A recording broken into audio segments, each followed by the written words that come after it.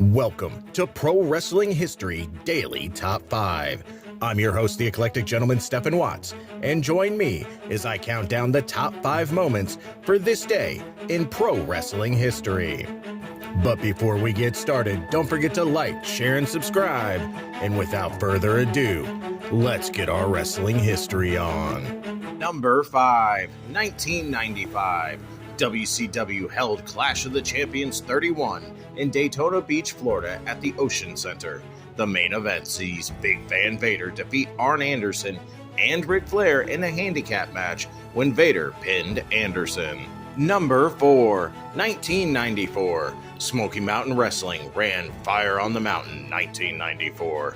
Chris Candido and Brian Lee defeated the Rock and Roll Express for the Smoky Mountain Tag Team titles in Johnson City, Tennessee, ending Ricky Morton and Robert Gibson's 8th reign with the title after only one day.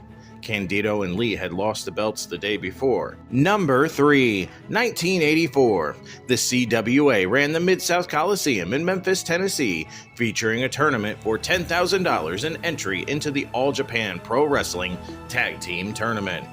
In the finals, Jerry the King Lawler and Jimmy Valiant beat Rick Rude and King Kong Bundy to win the tournament when Valiant pinned Rude. Number 2, 1948. Dino Bravo is born. After training under Gino Brinto, he started his career in Montreal in the 1970s, working for Loot International. He became one of the top professional stars in Canada, winning several major titles, including the Canadian International Heavyweight title 6 times, the NWA Canadian Heavyweight Championship, the Toronto version, and the NWA Mid-Atlantic Tag Team Championships. He later signed with the Worldwide Wrestling Federation, where he partnered with Dominic DeNucci and won the WWF World Tag Team titles.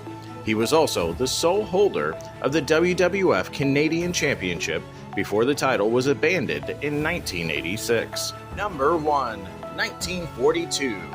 Jimmy Boogie Woogie Valiant is born. Having went to the WWF in the 1970s as Handsome Jimmy Valiant and formed a tag team with Johnny Valiant that would dominate the tag team scene for the Worldwide Wrestling Federation during that time period. In the later 60s in the WWA, they were managed by Bobby Heenan.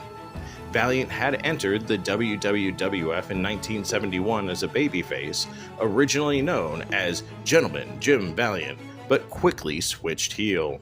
During the late 70s and early 80s, Valiant was a central player in the Memphis, Tennessee wrestling scene.